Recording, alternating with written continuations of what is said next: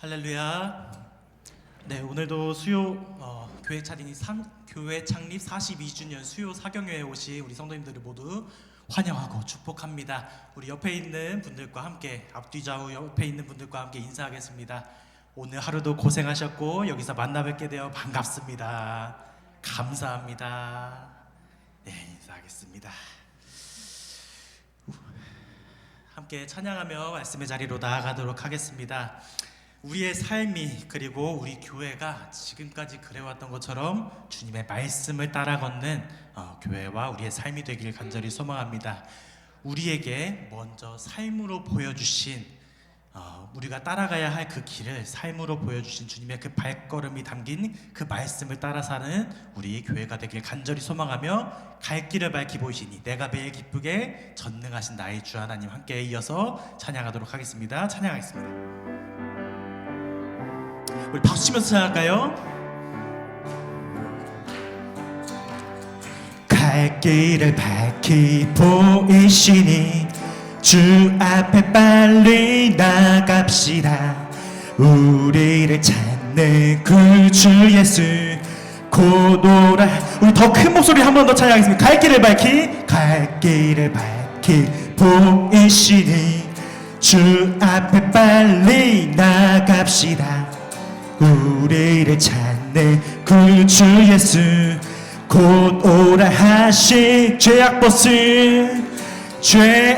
벗은 우리 영혼이 기뻐 뛰며 주를 보겠네. 하늘에 계신 주 예수를 영원히 섬기. 우리를 오라 하시는 말 기쁘게 듣고 순종하세. 구주를 믿기 지체 말고 속속히 나가. 죄악 벗은 우리 영혼을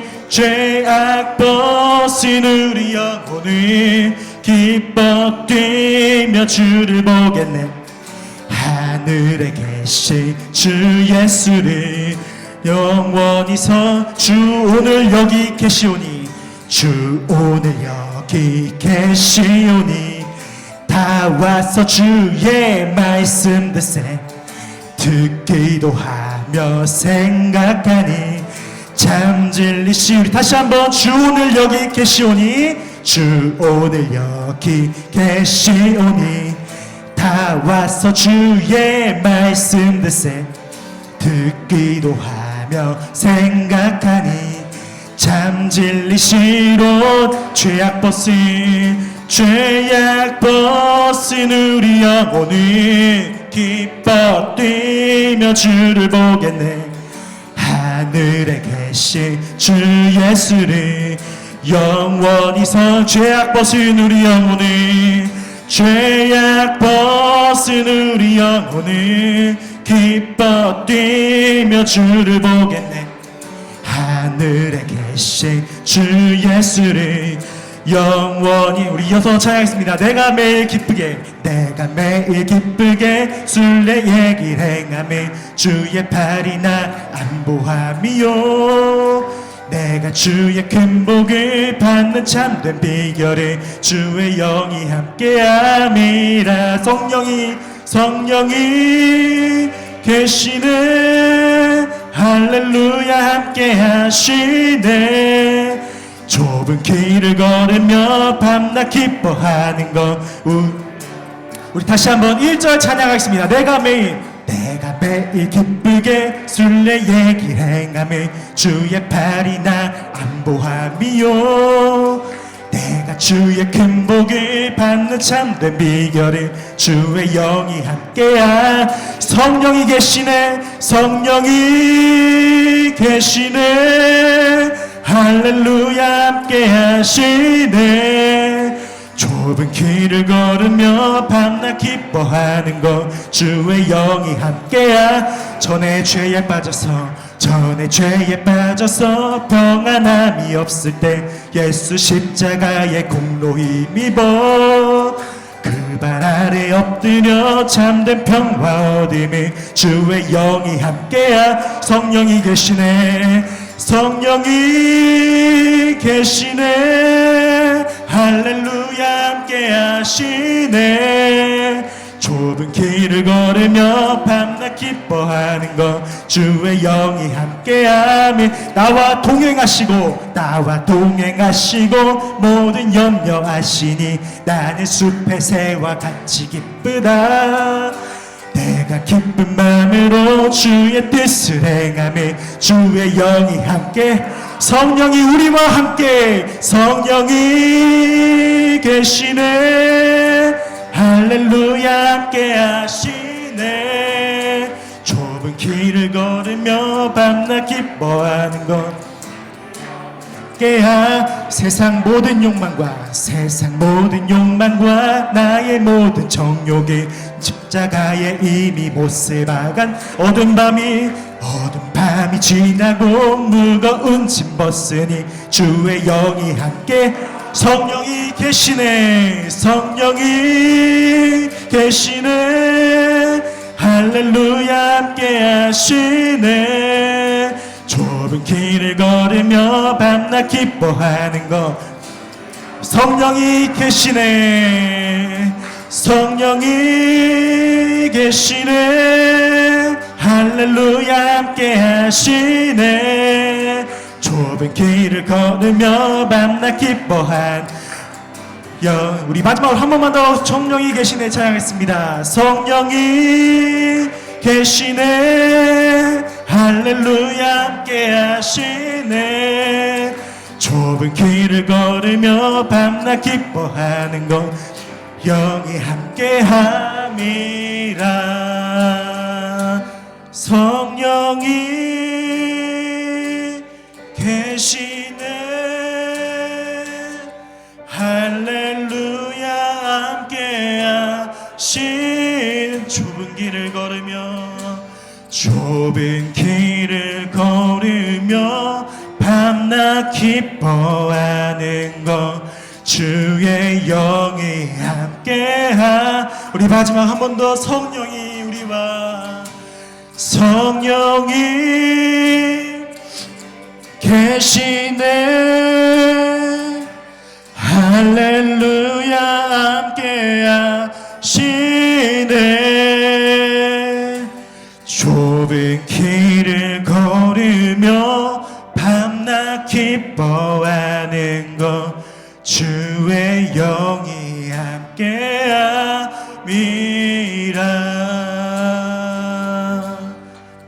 전능하신 나의 주 하나님을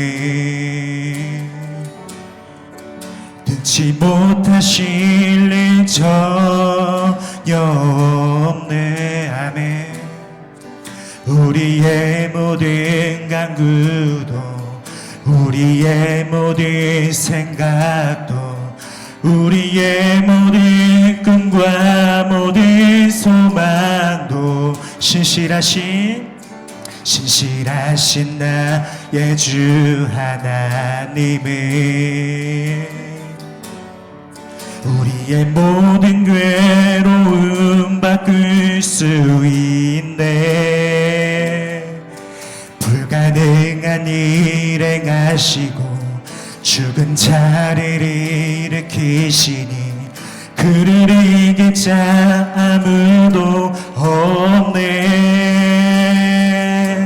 주의 말씀 의지하여 깊은 곳에 금을 던져 오늘 그가 놀라운 것보다 주의 말씀 의지하여 믿음으로 금을 던져 믿는 자에게 능치 못한 우리 믿음으로 처음부터 한 번만 더 고백하겠습니다. 전능하신 나의 주 하나님의 능치 못하실 일 전혀 없네. 우리의 모든 간구도 우리의 모든 생각도 우리의 모든 꿈과 모든 소망도 신실하신 나의 주 하나님을 우리의 모든 괴로움 바꿀 수 있네. 불가능한 일 행하시고 죽은 자를 일으키시니 그를 이길 자 아무도 없네. 주의 말씀 의지하여 주의 말씀 의지하여 깊은 곳에 금을 던져 오늘 그가 놀라운 일을 이루시는 것 보라. 주의 말씀 의지하여 믿음으로 금을 던져 믿는 자에게 능치 못한 주의 말씀 의지하여 주의 말씀 의지하여 깊은 곳에 금을 던져 오늘 그가 놀라운 일을 이루시는 것 보라. 주의 말씀 의지하여 믿음으로 금을 던져 믿는 자에게 능치 못한 우리 마지막으로 한 번만 더 고백하겠습니다. 주의 말씀 의지하여 깊은 곳에 금을 던져 오늘 그가 놀라운 일을 이루시는 것 보라. 주의 말씀 의지하여 믿음으로 금을 던져 믿는 자에게 능치 못한 믿는 자에게 능치 못한 믿는 자에게 능치 못한 믿는 자에게 능치 못한 없네. 아멘. 오늘 예배를 위하여서 김민규 안수 집사님께서 기도 인도해 주시겠습니다.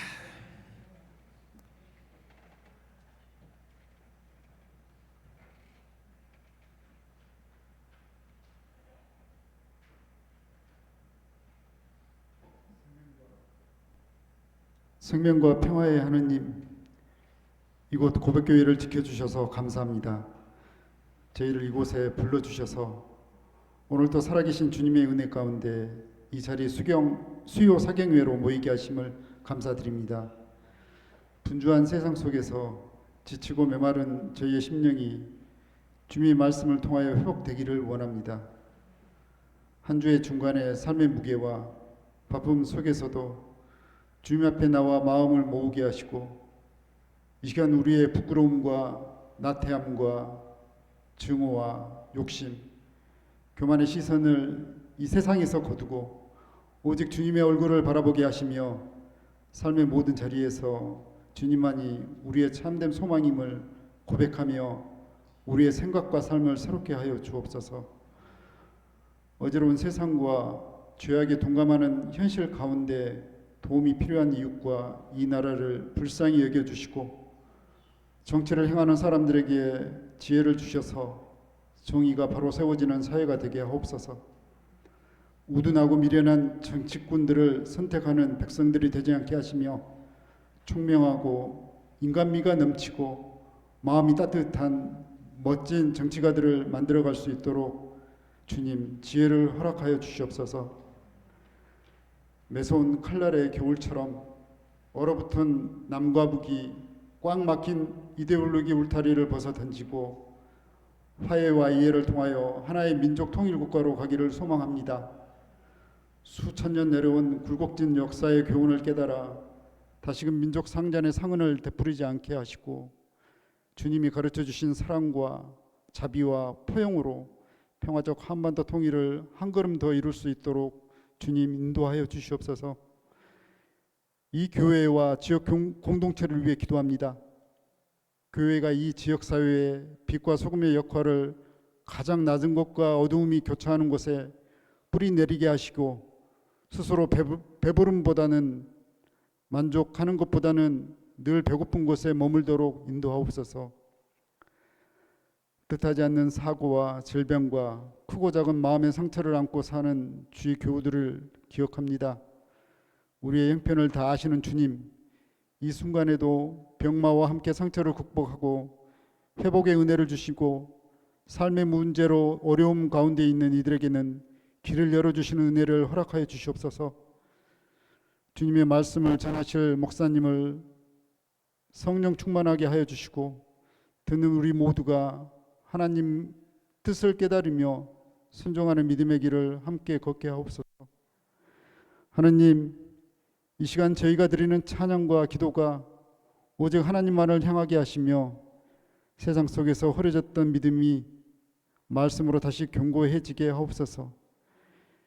이 모든 말씀 예수 그리스도의 이름으로 기도합니다.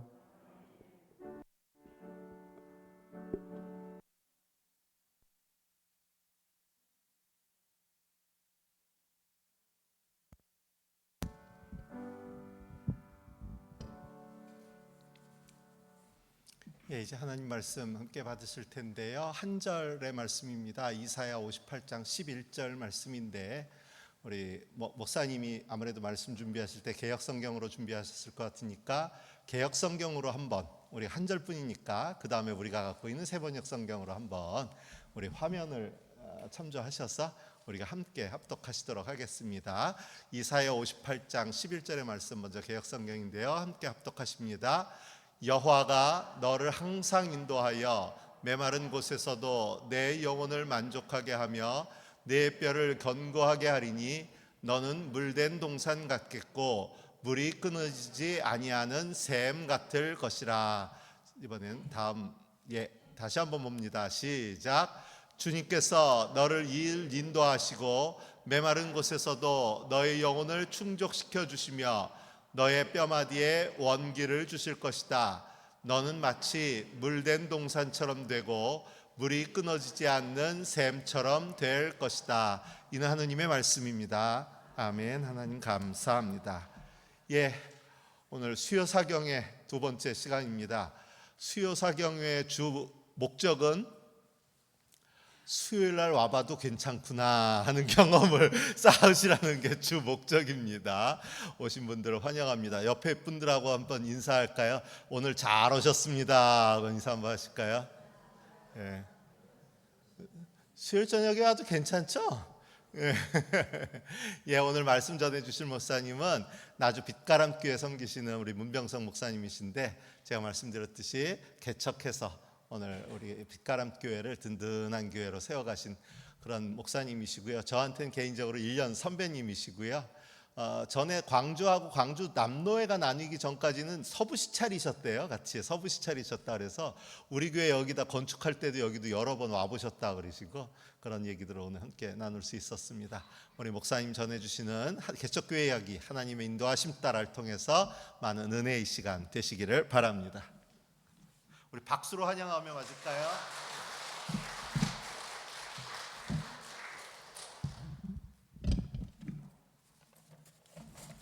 많이 오셨네요. 여러분 반갑습니다. 별로 안 반가우신가 보네요. 반갑습니다. 여러분. 제가 그냥 우리 교회만 늘 섬기는 사람이다 보니까 이렇게 외부에 나와서 설교할 기회가 별로 많지 않습니다. 잘 못하고요. 또 떨려가지고 설교가 참 쉽지 않습니다. 여러분들 어떻게 생각할지 모르겠지만 저는 지금도 저희가 섬기는 교회에서 예배를 인도할 때마다 항상 이렇게 마음 한구석에 불안함과 떨림이 있습니다.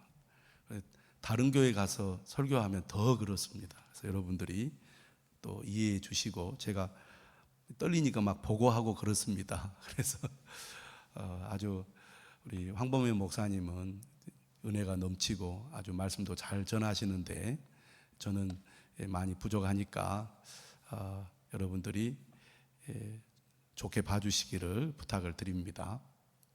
좀 무돌교회 아주 많이 와봤습니다. 여러분 모르게 건축할 때도 자주 왔었고 1층 지을 때, 2층 지을 때, 또 그 후로도 고백교회를 많이 와서 저에게는 매우 친숙한 교회입니다. 노예가 나누어지면서 제가 그 후로 거의 왕래를 못했던 것 같고, 또 우리 황범현 목사님 오셔서 이렇게 고백교회에 와서 함께 또 사경회를 하고 또 이렇게 앞에 서서 또 하나님 말씀을 전할 수 있어서 저에게 너무 영광이고 너무나 기쁩니다. 여러분 만나 뵙게 되어서 너무 감사를 드립니다.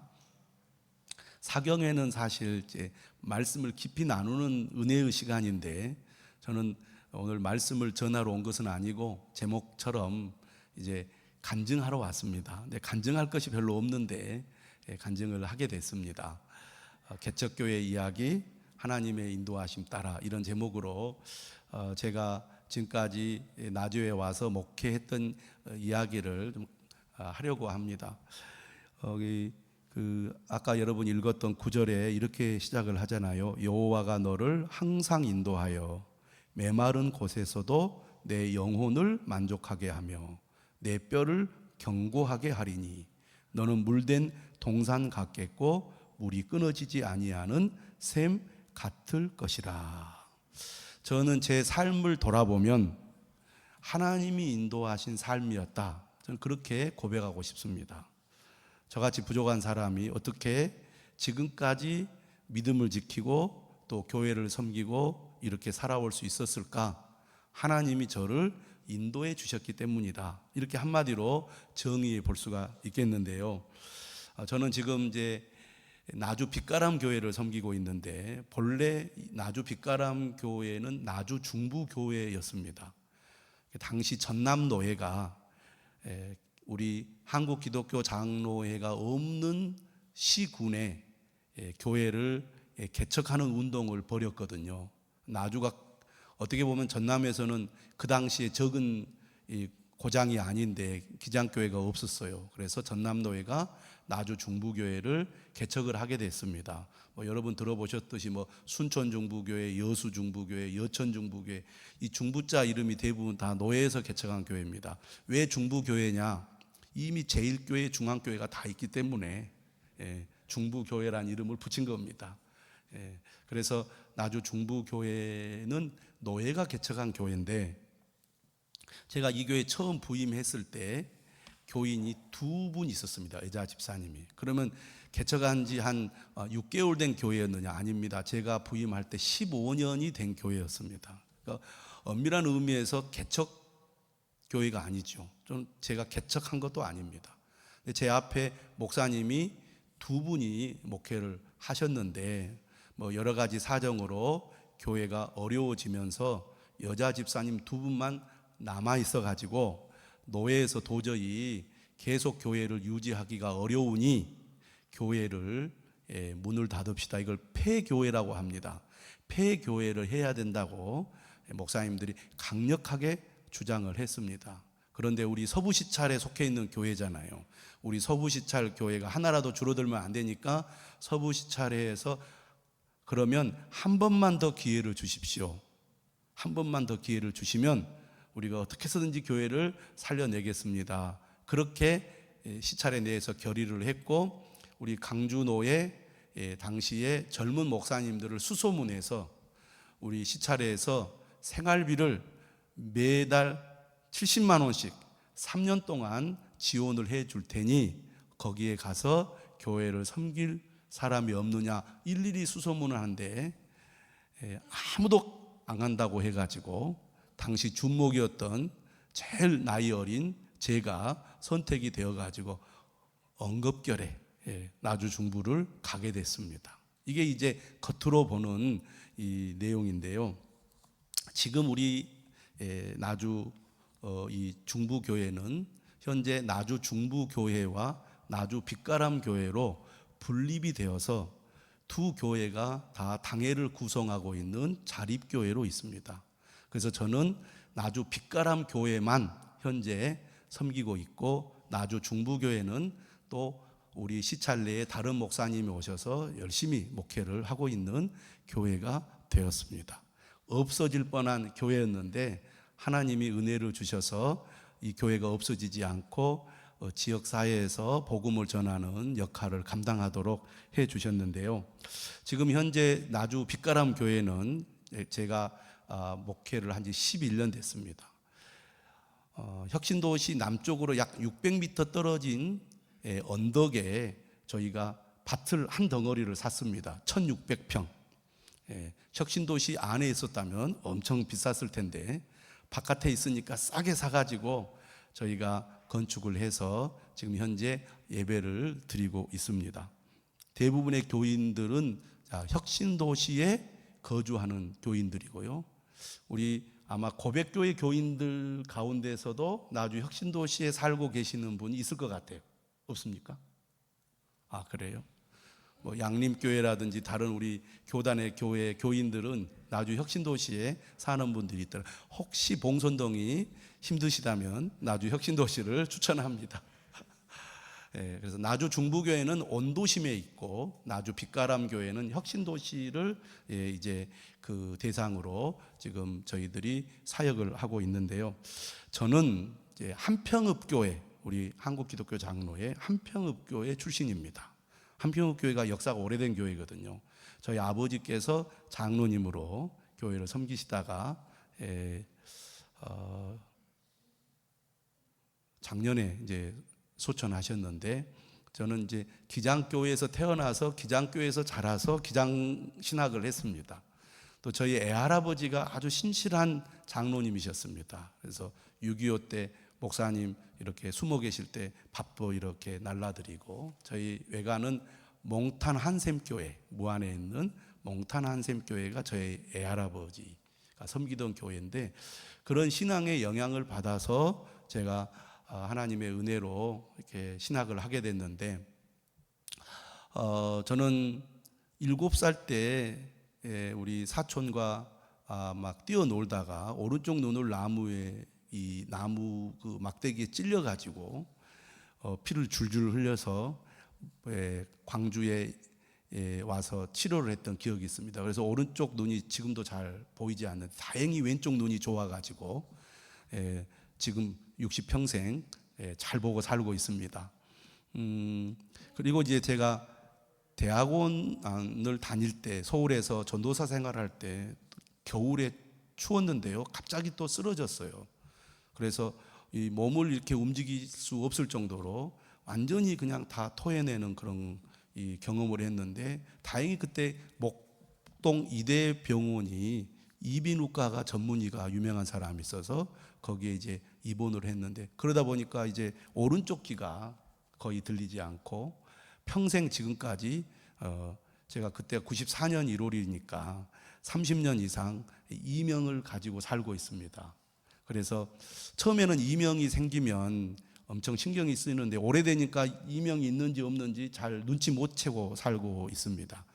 좀 피곤하면 이제 소리가 크게 들리죠. 그래서 오른쪽 눈이 잘 보이지 않고 오른쪽 귀가 잘 들리지 않는 그런 상태로 살아가고 있는데, 겉보기에는 멀쩡하잖아요. 실제로도 멀쩡합니다. 그런데 그런 삶을 제가 살아가는 가운데 이런 연약함이 저로 하여금 하나님을 더 의지하게 만들었고, 하나님을 의지하다 보니까 나는 오직 하나님의 인도하심을 따라 살아야 되겠다, 이런 마음을 하나님이 주시잖아요, 자연스럽게. 그러다 보니까 지금까지 별로 어려움 없이 잘 살아가고 있습니다. 하나님이 인도하시는 대로 따라가면 삶이 어렵지 않구나 라는 것을 제가 60평생을 살면서 짧은 기간이지만 경험을 하고 있습니다. 저는 이제 서울에서 신학대학과 대학원을 다니면서 서울에서 전도사 생활 또 신학교 생활을 했습니다. 서울에서 이렇게 이제 목회 훈련을 받고 교회를 섬겼는데 대학원을 마치면서 제가 이제 광주로 와서 우리 지역에서 목회를 해야 되겠다 하고 선배 목사님을 통해서 제가 훈련 받을 수 있는 좋은 교회를 좀 소개해 주십시오라고 부탁을 했는데 한 번도 들어보지 못한 교회, 한 번도 들어보지 못한 목사님을 소개해 주더라고요. 그래서 이런 교회도 있나? 강조하면은 고백교회가 있고, 양림교회, 뭐 한빛교회, 뭐 무돌교회, 계림교회. 제가 강주에서 그 공부할 때 1년간 계림교회를 다녔거든요. 그래서 계림교회를 내가 잘하니까 계림교회를 소개해달라 그렇게 이야기를 했는데 제 선배 목사님이 전혀 들어보지도 못한 이상한 교회를 소개해 줬습니다. 하나님의 인도하심이죠. 제가 부교육자 생활을 강주에서 3년을 했는데 그때 목회를 어떻게 해야 하는지를 몸으로 완전히 배웠습니다. 월요일도 쉬지 않고 아침 밤도 없이 새벽에는 교회 이 봉고차 제가 광주에 와가지고 저기 면허도 땄거든요. 따자마자 운전하기 시작해서 겨울에 막 차가 막 이렇게 360도 도는 경험을 하면서 목회를 열심히 배웠는데 그게 지금 제가 나주 와서 목회하는데 큰 도움이 됐습니다. 그래서 지나고 보니 하나님이 나를 인도하셨고 하나님이 인도하시는 대로 따라가 보니까 하나님이 알아서 하시는구나, 걱정할 것이 없구나, 이런 경험을 제가 하게 되었습니다. 그러면서 제가 광주에서 부교육자 생활하면서 무엇을 제가 경험하게 됐냐면 하나님이 저에게 개척할 마음을 주시더라고요. 하나님이 일하시는 방법이 여러 가지인데 그 중에 하나가 마음을 감동시켜서 일하게 하시잖아요. 저는 시골에서 교회를 다녔고 또 서울에서 그 교회를 섬겼는데 한 번도 개척을 해야 되겠다 이런 마음을 가져본 적이 없었습니다. 오히려 내가 앞으로 농촌에 가서 목회를 해야 되겠다. 신학교 다닐 때는 그런 생각을 더 많이 했거든요. 그런데 제가 강주에 와서 부교육자 생활하면서 하나님이 그런 마음을 계속 주시는 거예요. 개척을 해라. 그래서 개척에 대한 그런 소망을 주시고 또 개척을 위한 기도를 하게 하시더라고요. 그러니까 하나님의 인도하심이었다. 저는 그렇게 생각을 합니다. 그런 가운데 하나님이 어떻게 저를 인도하시는지를 제가 이제 경험을 했냐면 첫째는 말씀입니다. 이제 저는 이제 매일 그 순서를 따라서 이렇게 말씀을 듣고 묵상하는데 그때 제가 계속 반복해서 들었던 말씀이 이사야 말씀이에요. 하나님, 제가 개척하기를 원하는데 어떻게 하면 좋을까요? 하나님 인도해 주십시오. 어디에서 언제 개척을 해야 할까요? 그렇게 기도를 한 거잖아요. 근데 기도한다고 하나님이 이리 가라 그러지는 않으시잖아요. 그런데 이상하게 이사야 말씀이 계속 저에게는 특별하게 와닿았습니다. 사람마다 똑같은 말씀이 사람마다 다르게 들리잖아요. 내 상황이나 형편에 따라서 똑같은 본문이라도 내게 다가오는 것이 다른데 저는 이사야 말씀이 저에게 개척하러 가서 두려워하지 말고 열심히 하면 내가 너와 함께 하겠다, 이렇게 말씀이 들리는 겁니다. 그 대표적인 이제 구절이 이사야 43장의 말씀이었는데요. 1절에 이런 말씀이 있습니다. 너는 두려워하지 말라. 내가 너를 구속하였고 내가 너를 지명하여 불렀나니 너는 내 것이라.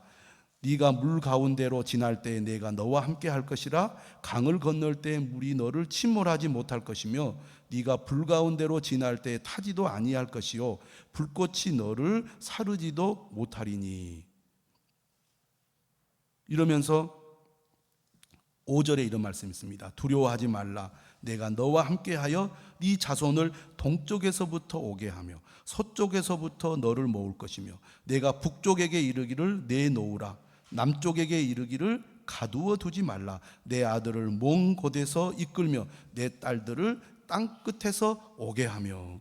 이 구절들이 저에게 두려워하지 말고 개척의 현장으로 가면 내가 사람들을 너에게 보내줄 것이다, 이렇게 말씀이 들리는 겁니다. 근데 하나님이 말씀하실 때는 한 번 말씀하지 않고 여러 차례 반복해서 말씀을 주실 때가 많이 있습니다. 그때 더 확신을 갖잖아요. 그냥 내가 주관적으로 그냥 내가 괜히 감동 받아가지고 하나님 이렇게 말씀하신다 생각할 수 있는데 동일한 말씀들을 여러 차례 주셔요.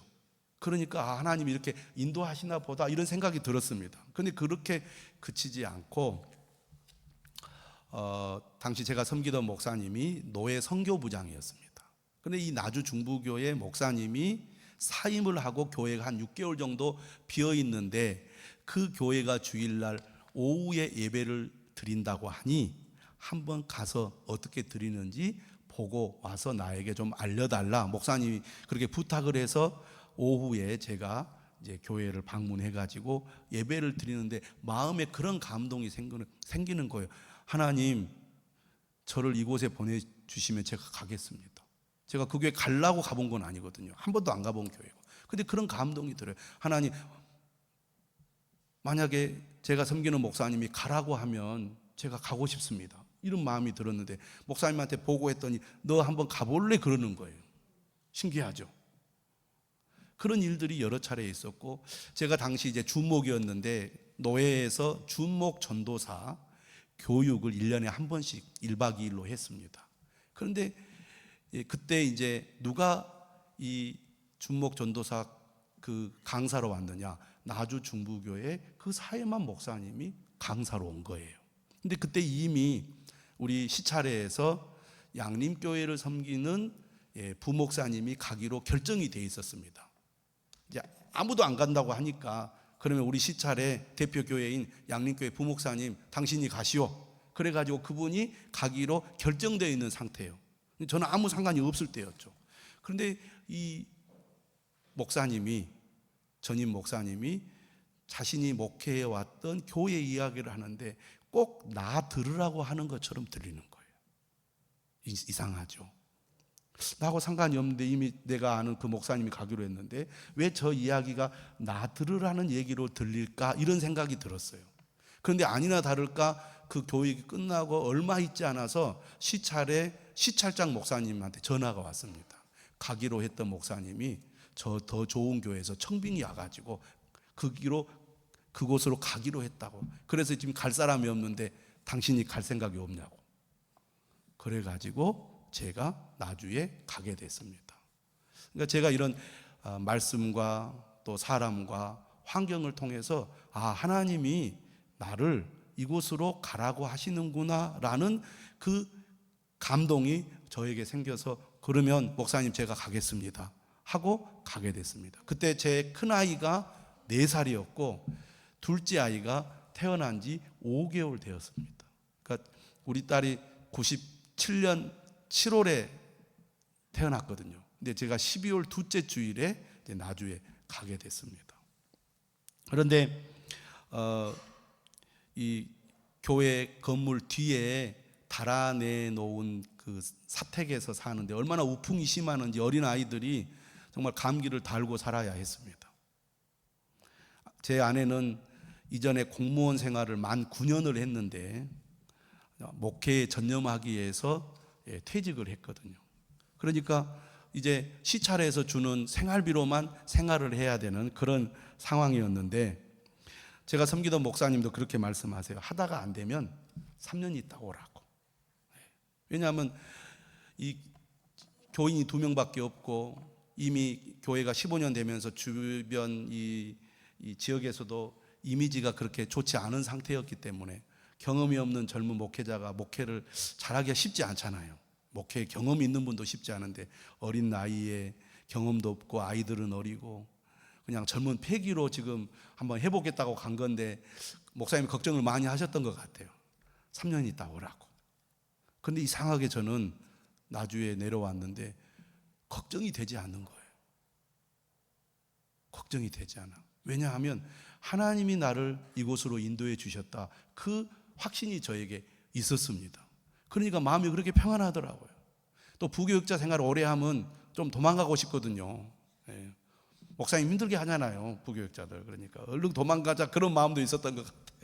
그래가지고 3년 만에 어떻든 탈출해서 지금 간섭받지 않는 이 곳으로 내가 이 담임 교육자가 돼서 왔으니까 좋은 면도 있었던 것 같습니다.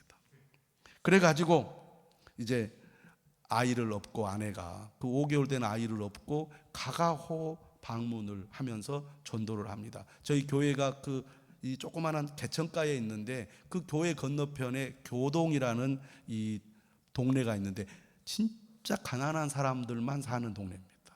가보면 말로 할 수가 없어요. 정말 코딱지만한 그 방에서 삽니다. 냄새도 나고 뭐 술도 많이 먹고 그런 이상한 곳이에요. 그래서 이제 저희가 열심히 전도하는데 안 옵니다. 오질 않아요. 전도가 잘 안 됩니다. 가까운 곳에 한 3년 된 이 새 아파트, 주공 아파트가 있었어요. 한 21평, 24평 되는 그런 아파트가 있는데 어떻게 보면 이제 신식 아파트죠. 그런데 저희가 전도를 가보니까요, 다 없어요. 왜냐하면 다 일하러 가신 것 같아요. 그래서 교회에서 가까운 것임에도 불구하고 전도가 안 되는데 그러다 보니까 주로 이제 주택가를 대상으로 열심히 전도를 합니다. 가만히 있으면 안 오니까요. 그런데 이상하게 교회는, 개척교회는 경제적으로나 또 여러 가지 환경적으로 좋은 분들이 안 오고 대부분 다 어려운 분들이 오더라고. 교회, 개척교회 이상하게. 그래서 좀 나를 좀 도와주세요. 나만 좀 바라봐 주세요. 내 고충을 좀 들어주세요. 이런 분들만 오는 거예요. 그래도 두세 명이 예배를 드리다가 그런 분들이라도 예배의 자리를 채워주면 목회자는 힘이 되더라고요. 감사한 거예요. 그래서 개척교회를 하면서 제가 깨달은 가장 소중한 것 중에 하나는 한 사람이 천하보다 귀하다는 거예요. 한 사람이 오면 그렇게 고마울 수가 없어요. 이제 교회하고 사택이 붙어 있다 보니까 우리 교회 어떤 분이 이제 찾아왔는데 남자분이에요. 어린 아이들 4명을 데리고 밤에 찾아왔어요. 이거 얼마나 고마워요. 그래서 잘 오셨다고, 어떻게 오셨냐고. 이제 그분이 이제 한글도 잘 모르는 목수였는데 책임감이 강한 분이었습니다. 근데 어린 아이들 4명 정말 뭐 3살, 4살 뭐 그다음에 뭐 초등학교 1학년, 2학년 이런 아이들인데 이야기를 들어보니까 부인이 집을 나간 거예요. 왜 집을 나갔냐? 부인을 때리니까 나가지. 괜히 나가겠습니까?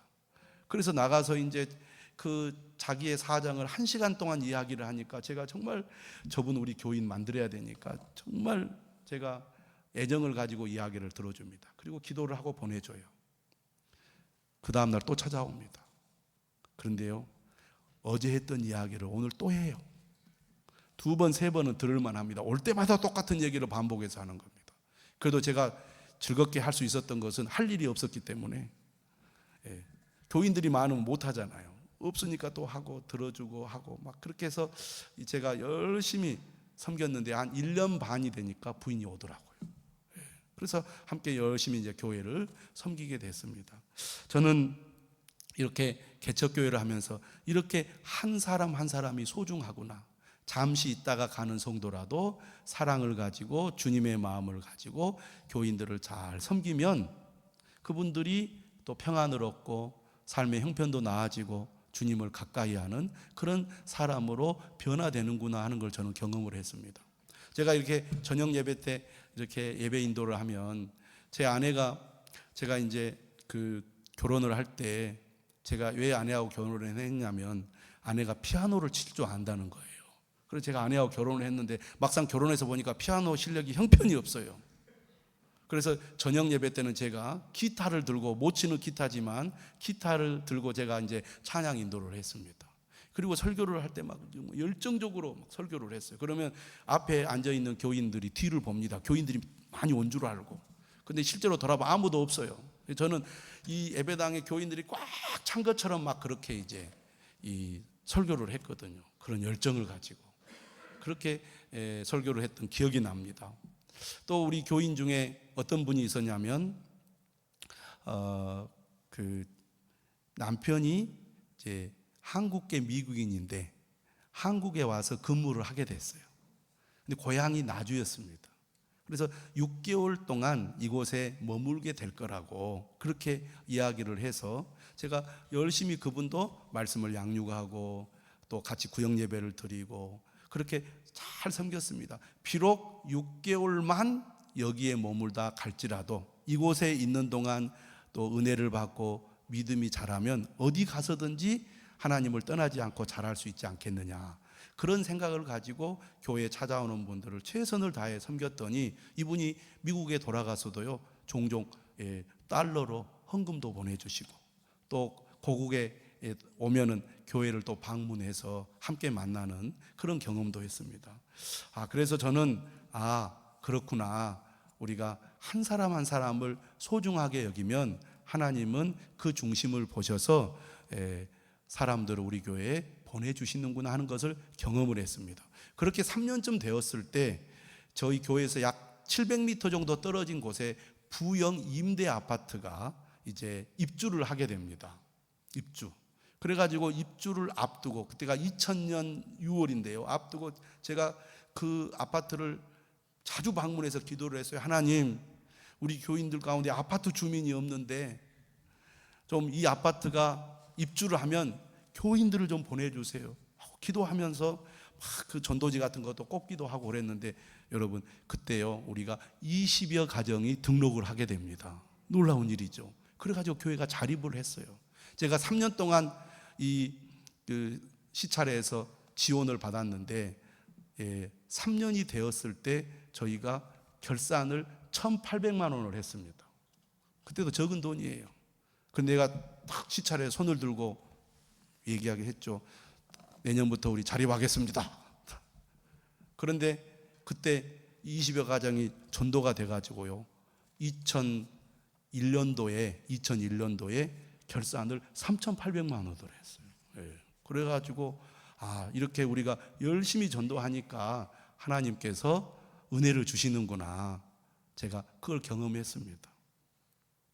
그래서 이 열심히 예배를 인도하고 또 성도들을 말씀으로 양육하고 또 구역 예배를 열심히 인도하면서 한 사람 한 사람 이렇게 소중하게 제가 섬겼는데 제가 지금까지 약 250여 명의 세례를 베풀었습니다.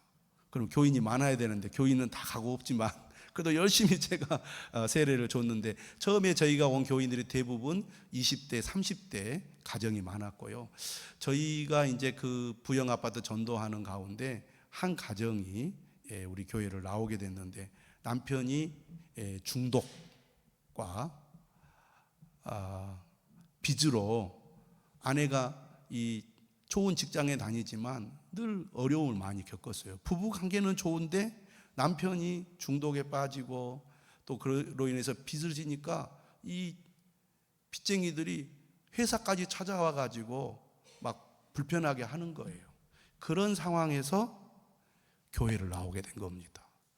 말씀을 듣고 은혜를 받으니까요 믿음이 생겨요. 믿음이 생기니까요 처음부터 가르친 대로 그대로 하더라고요. 교회를 다니다 오신 분들은 본인이 했던 습관대로 하는 경향이 있습니다. 근데 제가 섬기던 이 교회 성도들은 대부분 어렸을 때 다니다가 만 사람들이거나 교회를 안 다닌 분들이 많아가지고 가르친 대로 그대로 따라해요. 그분도 그랬던 거예요.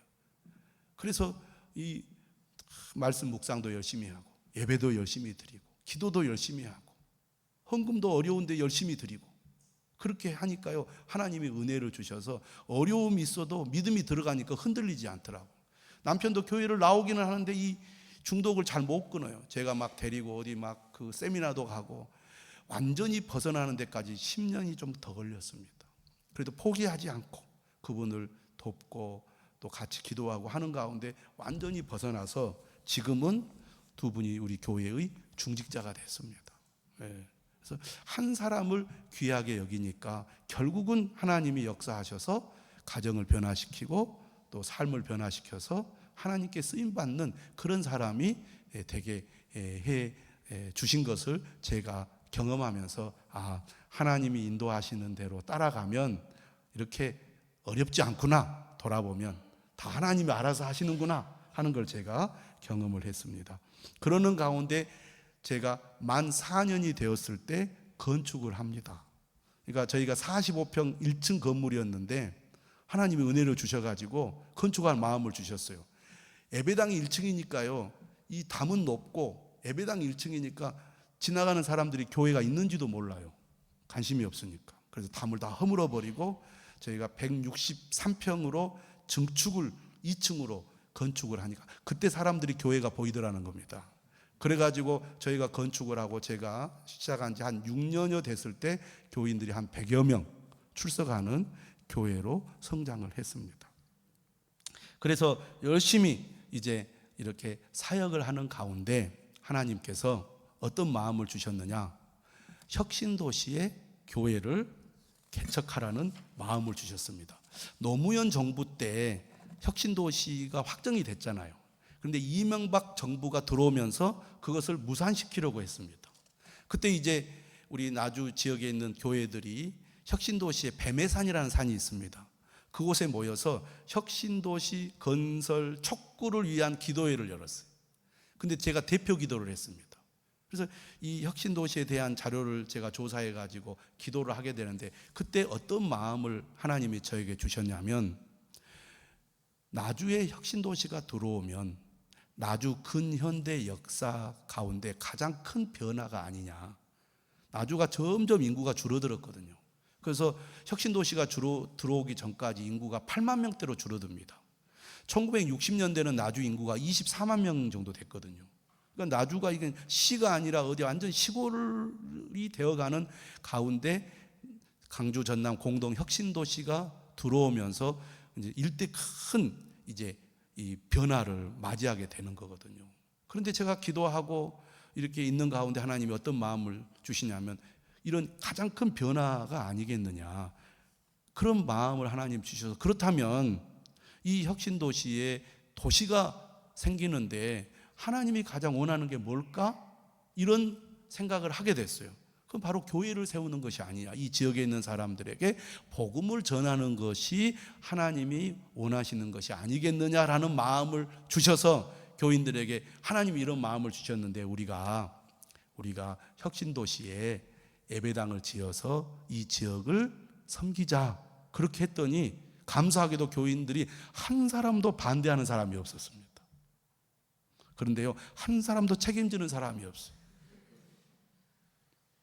저희가 땅을 1600평을 사서 건축을 하는데요, 제가 직영을 했습니다. 직영이 뭔지 아시죠? 예, 조금 이 교회도 직영했거든요. 직영을 하는데 이제 각 부분별로 업자들한테 맡겨서 하잖아요. 목사님 3천만 원 주셔야 되겠습니다. 그래서 제가 이제 다 재직회를 해서 여러분 3천만 원을 달라고 합니다. 어떻게 할까요? 다 침묵을 지키는 거예요. 아무도 대답을 안 해요. 책임져 주는 사람이 없어요. 그런데요, 저는요 생각보다는 걱정이 덜 됐습니다. 왜냐하면 하나님이 이쪽으로 가라고 감동을 주셨고 나를 인도해 주셨으니까 하나님이 알아서 하시지 않겠느냐, 그런 확신이 있었던 거예요. 그래서 저희가 정말 우리 교인들이 대부분 어려운 교인들이었고, 그리고 건축원금도 할 수 있는 형편이 잘 안 됐어요, 사실은. 근데 1억 원도 없는 거, 1억 원도. 1억 원은 뭐 고사하고 몇 천만 원도 없는데 어떻게 할까? 그런데 제가 이전에 2002년도에 건축을 해봤잖아요. 2008년도에 또 교회 리모델링도 하고 증축도 했습니다. 건축을 몇 번 해보니까 하나님이 지혜를 주시더라고. 나주 중부교회 땅하고 새 땅하고 그 담보로 하면 그 돈을 빌릴 수 있어, 은행에서. 그래가 저희가 5억 원을 대출을 받아가지고 건축을 시작을 한 거죠. 그래가지고 총 저희가 4년에 걸쳐서 이렇게 조금씩 나누어서 건축을 했습니다. 한 300평 정도 되거든요. 땅은 1600평이고 한 18억 정도 들었는데 저희가 부채가 없습니다. 하나님이 인도하시니까요 걱정이 안 되더라고. 다 알아서 해결해. 제가 교인들한테 막 건축원금 하십시오 이렇게 하지도 않았고, 저희 나주 지역의 특징이 뭐냐면 그 교인들이 다 이사를 가요. 제가 250명 세례 줬다 그랬잖아요. 우리 교회에 있다가 떠난 교인이 한 700여 명도 더 되더라고요. 교족부를 이 등록 카드를 보니까. 그렇게 교인들이 계속 이사를 가고 바뀝니다.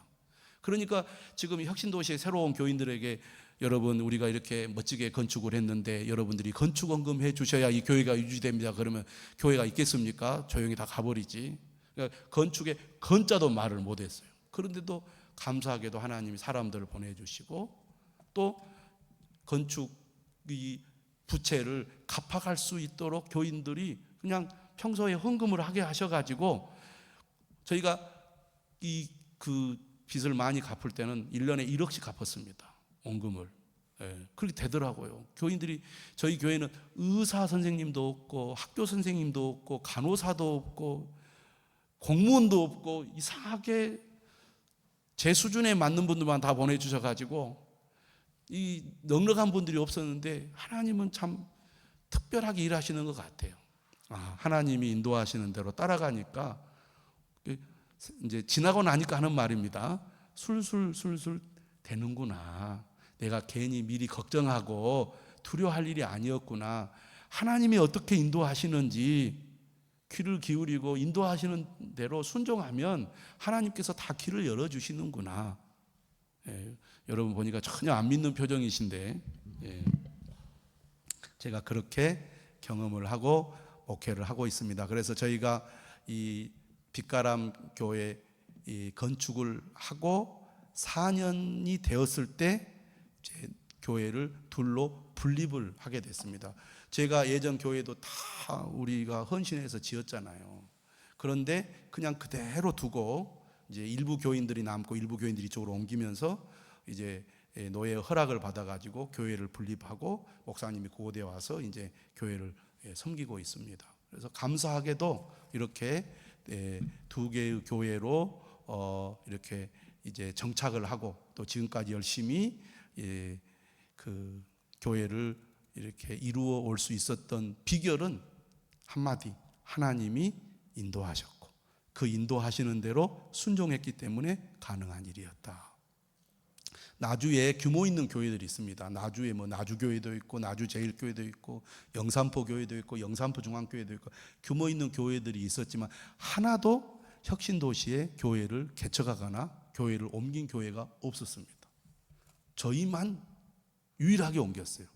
그 혁신도시 안에 있는 교회들은 다 개인 개척이거나 아니면 강주에서 부교역자 생활을 하시던 분이 교회의 지원을 받아서 개척한 교회들이거든요. 근데 저희는 정말로 오직 하나님 뺑 믿고 그렇게 그곳에 예배당을 지었고 또 분립도 하고 이렇게 인도를 했는데 얼마나 감사한지 모릅니다. 본문 보면 다시 우리가 생각을 하게 되는데요. 여호와가 너를 항상 인도하여 메마른 곳에서도 내 영혼을 만족하게 하며 내 뼈를 견고하게 하리니 너는 물된 동산 같겠고 물이 끊어지지 아니하는 샘 같을 것이라. 저는 이남 일녀를 두고 있습니다. 제 큰아이는 금년 가을에 우리 강주 노예에서 목사 안수 받았습니다. 지금 양림교회 부목사로 있는데요. 또 우리가 둘째는 딸인데 지금 혁신도시에서 직장생활을 하면서 우리 유아유치부 설교 담당하고 있고요. 셋째는 지금 신학교 4학년입니다. 이제 올해 졸업을 하게 되는데 저는 한 번도 자녀들에게 신학교에 신자도 말해본 적이 없습니다. 말하면 안 가잖아요, 요즘 애들은. 근데 감사하게도 아이들이 신앙을 잘 지키고 주님을 섬기는 그런 일을 할 수 있게 돼서 너무 감사를 드립니다. 저는 지금도 저희 교회가 크지 않습니다. 작은 교회입니다. 그런 생각을 해요. 하나님이 나를 겸손하게 하시는구나. 막 교회가 어마어마하게 성장했으면 제가 얼마나 교만하겠습니까? 여러분 저처럼 열심히 하면 이렇게 성장할 수 있습니다. 그런데 하나님이요 사람들을 보내시더라고. 강주로도 보내고 서울로도 보내고. 그래서 지금도 아담한 작은 교회입니다. 너 끝까지 겸손하게 하나님만 의지하고 하나님 인도하심을 받아라. 그 은혜로 저는 지금까지 살아오고 있습니다. 여러분들도 하나님의 인도하심을 따라 살아가면 하나님께서 한 걸음 한 걸음 여러분들을 이끌어 주시고 선한 길로 여러분들을 인도해 주실 줄로 믿습니다. 기도하겠습니다. 하나님 감사합니다. 좋은 교회, 고백교회로 이 부족한 종을 불러주셔서 나주 빛가람 교회 이야기를 전할 수 있게 해주셔서 감사합니다.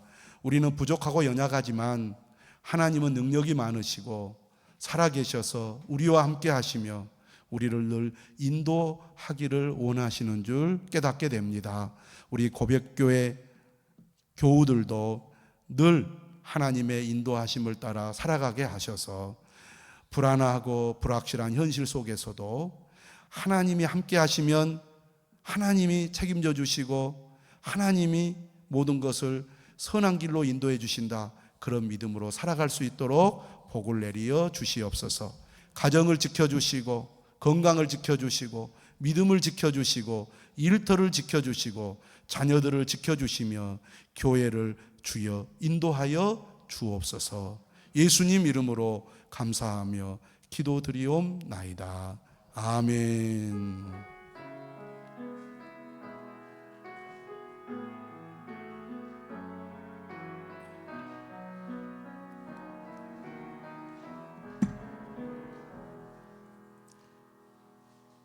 예, 우리 귀한 말씀 주신 문병석 목사님께 박수로 인사할까요? 예. 예. 저도 은혜를 좀 받았습니다. 3가지로 받았는데, 첫 번째는 몇 명 없어도 꽉 찬 것처럼 설교해라 하는 말씀에서 됐고요. 두 번째는 2분 집사님이 2교회가 됐다는 게 참 감동이 됐던 부분이었던 것 같고요. 특히 여러분도 같은 마음일 것 같은데, 어쩌면 우리 고백교회에 가장 필요한 말씀 중에 하나가 그거 아니었을까? 한 사람 한 사람을 소중히 여기는 교회. 우리 교회가 가장 기도하고 나가야 될 제목일 것 같아요. 우리 정말 목사님 말씀 중에서 주신 그 말씀 붙잡고 여러분들도 우리 교회가 개척됐던 그때 시기들 한번 기억하시면서 우리 교회가 점점 더 한 사람 한 사람, 한 영혼 한 영혼을 더 소중히 여겨갈 수 있는 그런 교회가 되어지기를 바랍니다. 제가 잠시 기도하고 들어가겠습니다. 좋으신 주님, 귀한 목사님 통하여서 귀한 말씀 저희에게 주시니 감사합니다. 저희 고백교회가 하나님의 인도하심 따라 여기까지 온 줄로 믿습니다. 계속해서 주님의 인도하심 따라 순종하며 나아가는 우리 고백교회가 되게 하여 주시옵시고, 바라옵기는 저희 고백교회가 정말 한 영혼 한 영혼을 더욱 소중히 여기는 그런 주님의 교회 되게 하여 주시옵소서. 문 목사님 섬기시는 나주 빛가람 교회 위에 지금까지도 주의 크신 은혜로 함께 하신 것처럼 앞으로도 주님의 크신 은혜가 늘 함께하는 복된 교회가 되게 하여 주시옵시며, 나주 빛가람 교회를 통하여서 수많은 영혼들이 치유받고 정말 주님을 만나고 주님 앞에 더욱 합한 그런 귀하고도 복된 교회 되어지도록 주께서 은혜로 함께 하시며 목사님의 목회 가운데도 늘 지켜주시고 도와주시고 주의 인도하심으로 이끌어 주시옵소서. 오늘도 저에게 주신 귀한 말씀 저희들 받고 돌아갑니다. 이 말씀 마음에 품고 살아가는 저희의 발걸음 되게 하여 주옵소서. 간절히 구하오며 우리 주 예수 그리스도의 이름으로 기도드립니다. 아멘.